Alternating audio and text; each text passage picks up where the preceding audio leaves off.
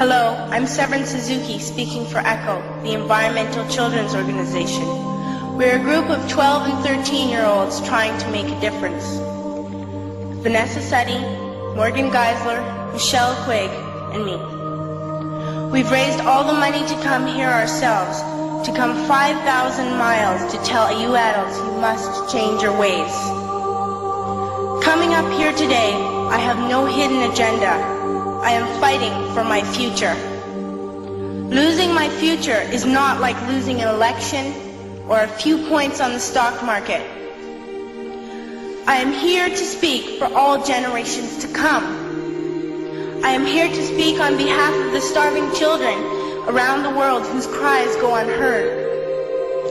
I am here to speak for the countless animals dying across this planet because they have nowhere left to go.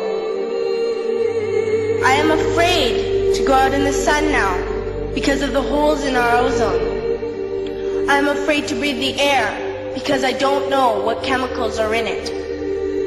I used to go fishing in Vancouver, my home, with my dad, until just a few years ago we found the fish full of cancers. And now we hear of animals and plants going extinct, every day vanishing forever. In my life, I have dreamt of seeing the great herds of wild animals, jungles and rainforests full of birds and butterflies. But now I wonder if they will even exist for my children to see. Did you have to worry of these things when you were my age?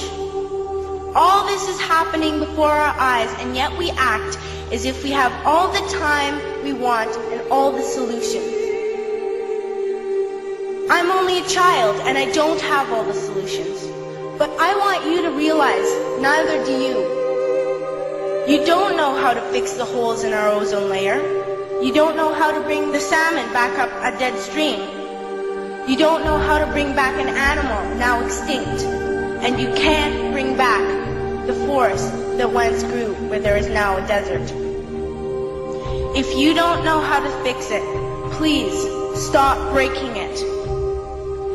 Here, you may be delegates of your government, business people, organizers, reporters, or politicians, but really, your mothers and fathers, sisters and brothers, aunts and uncles, and all of you are someone's child. I'm only a child, yet I know we are all part of a family, 5 billion strong, in fact 30 million species strong. And borders and governments will never change that. I'm only a child, yet I know we are all in this together and should act as one single world towards one single goal. In my anger, I am not blind, and in my fear, I am not afraid of telling the world how I feel. In my country, we make so much waste. We buy and throw away, and yet northern countries will not share with the needy. Even when we have more than enough, we are afraid to share. We are afraid to let go of some of our wealth. In Canada, we live the privileged life, with plenty of food, water, and shelter. We have watches, bicycles, computers, and television sets. The list could go on for 2 days. 2 days ago, here in Brazil, we were shocked when we spent time with some children living on the streets. This is what one child told us. I wish I was rich. And if I were, I would give all the street children food, clothes, medicines, shelter, and love and affection.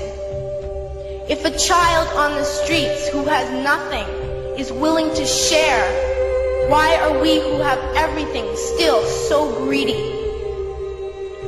I can't stop thinking that these are children my own age, that it makes a tremendous difference where you are born. That I could be one of those children living in the favelas of Rio. I could be a child starving in Somalia, or a victim of war in the Middle East, or a beggar in India.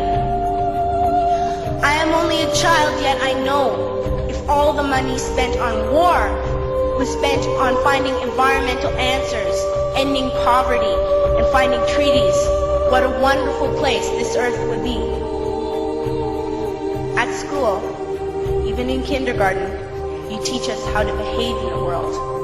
You teach us to not to fight with others, to work things out, to respect others, to clean up our mess, not to hurt other creatures, to share, not be greedy. Then why do you go out and do the things you tell us not to do? Do not forget why you are attending these conferences, who you're doing this for. We are your own children. You are deciding what kind of world we are growing up in. Parents should be able to comfort their children by saying, everything's going to be all right. It's not the end of the world, and we're doing the best we can. But I don't think you can say that to us anymore. Are we even on your list of priorities? My dad always says, you are what you do, not what you say. Well, what you do makes me cry at night. You grown-ups say you love us, but I challenge you, please, make your actions reflect your words. Thank you.